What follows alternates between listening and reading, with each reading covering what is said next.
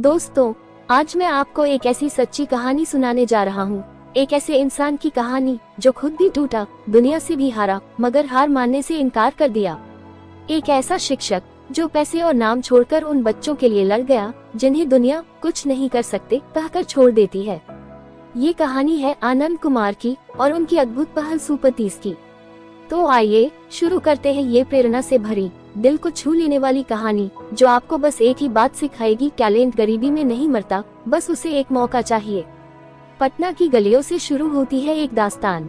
बिहार के पटना की सकरी गलियों में एक साधारण से घर में रहने वाला लड़का आनंद कुमार गणित से बेहद प्यार करता है, लेकिन उसके इसी सपने को कई बार तोड़ने की कोशिश की गई।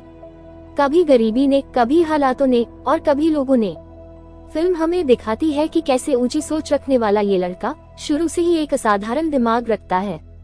उसके दिमाग की चमक सिर्फ पटना नहीं, पूरी दुनिया देखना चाहती थी, लेकिन किस्मत ने उसके रास्ते में कई कांटे बिछा रखे थे। गणित का जादू और जीवन की पहली जीत। कहानी की शुरुआत में हम देखते हैं कि आनंद IIT एंट्रेंस की तैयारी कर रहा है। वह बेहद होशियार है और उसके पिता राजेंद्र कुमार, जो पोस्ट ऑफिस में क्लर्क है, उसे हमेशा प्रोत्साहित करते हैं। एक दिन अखबार में एक घोषणा छपती है, कैम्ब्रिज यूनिवर्सिटी आनंद के गणितीय रिसर्च को देखकर उसे इंग्लैंड बुलाना चाहती है। ये खबर सिर्फ आनंद नहीं, बल्कि उसके माता पिता के लिए भी दुनिया की सबसे बड़ी खुशी थी। मगर जैसे ही जिंदगी मुस्कुराती है, गरीबी उसका गला दबा देती है। कैम्ब्रिज जाने के लिए पैसे चाहिए, बहुत पैसे, और गरीब परिवार के पास इतना पैसा कहाँ। आनंद का सपना अधूरा रह जाता है। उसके पिता उस सदमे को सहन नहीं कर पाते और उनकी अचानक मृत्यु हो जाती है। ये वह मोड़ है जब एक होनहार लड़का टूट चुका होता है, लेकिन उसकी माँ कहती है, बेटा, सपने देखना मत छोड़ना, क्योंकि सपने इंसान को जिंदा रखते हैं। जीवन की मजबूरी, पापड़ बेचने से लेकर रात की पढ़ाई तक। पिता की मृत्यु के बाद परिवार पर आर्थिक संकट टूट पड़ता है। माँ पापड़ बनाती है, आनंद उन्हें बेचने निकलता है। लोग हंसते हैं, ताने मारते हैं, अरे यही है वो लड़का जो इंग्लैंड जाने वाला था। लेकिन आनंद नहीं टूटता। उसी दौरान वह शहर की लाइब्रेरी में चुपके गणित पढ़ता है, शोध पत्र पढ़ता है और खुद जिंदगी का मोड़। आनंद बनता है गुरु। एक दिन उसकी मुलाकात होती है ललन सिंह से, एक कोचिंग संस्थान चलाने वाला आदमी। ललन सिंह समझता है कि आनंद का गणित का लेवल दूसरे ग्रह का है।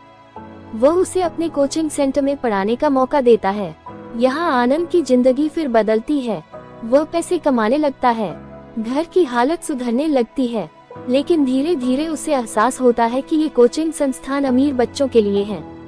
यहाँ गरीब बच्चों की कोई जगह नहीं। ये सिस्टम उन बच्चों को मौका ही नहीं देता जिन्हें इसकी असल जरूरत है। इसी दौरान एक गरीब लड़का आनंद से कहता है, सर, IIT की फीस तो बहुत दूर की बात है, आपके पास आने की फीस भी नहीं दे सकता। ये बात आनंद के दिल में चुभ जाती है। उसे अपना पुराना संघर्ष याद आता है, वो सब दर्द जो उसने झेला था। और फिर आनंद फैसला करता है, अब मैं सिर्फ अमीरों के लिए नहीं पढ़ाऊंगा, मैं पढ़ाऊंगा उन बच्चों को जिन्हें किसी ने मौका नहीं दिया।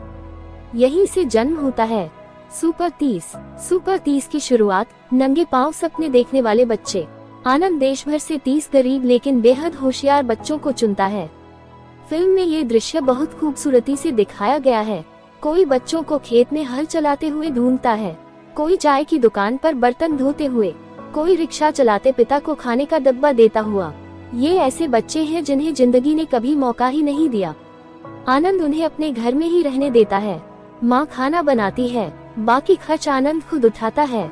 यहीं से शुरू होती है ज्ञान की असली लड़ाई, संघर्ष, गरीबी, भूख और ईमानदार मेहनत।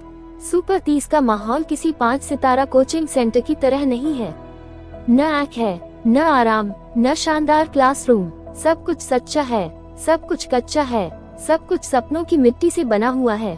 आनंद बच्चों को सिर्फ पढ़ाई नहीं कराता, वह सिखाता है दुनिया कैसे सोचती है, सवाल कैसे पूछे जाते हैं और जिंदगी के सवालों को हल करने का असली तरीका क्या है। वह कहता है, IIT में दिमाग वाले नहीं जाते, मेहनत करने वाले जाते हैं। बच्चे दिन रात पढ़ते हैं। कई बार घर में खाने के पैसे नहीं होते, कभी रात में बिजली नहीं आती, तो सभी मोमबत्ती की रोशनी में पढ़ते हैं। एक लड़की मोती बाई, जो पहले घरों में गणित हल कर रही है।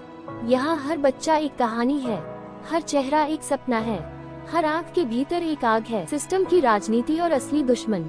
जैसे ही सुपर 30 की लोकप्रियता बढ़ती है, बड़ी कोचिंग माफिया और ललन सिंह जैसे लोग परेशान हो जाते हैं। उन्हें डर है कि आनंद गरीब बच्चों को आगे बढ़ाकर उनके बिजनेस का नुकसान कर देगा।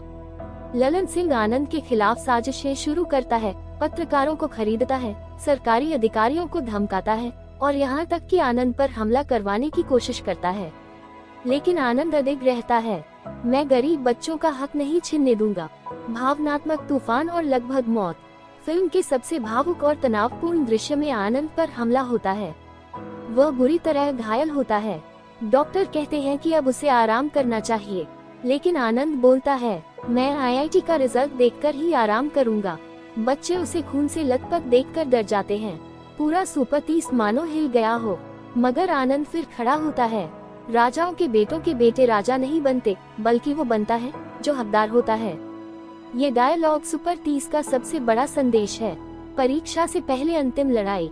जैसे जैसे एग्जाम करीब आता है, सिस्टम उन्हें रोकने के हर तरीके अपनाता है। फॉर्म रोकने का आदेश, एडमिट कार्ड पर रोक, पुलिस का दबाव। लेकिन बच्चे डरते नहीं। आनंद की माँ, जो खुद गरीब है, अपने गहने बेचकर बच्चों की परीक्षा यात्रा कराती है। आनंद कहता है, अगर मेरे पास कुछ है तो मैं पहले इन्हीं पर खर्च करूंगा।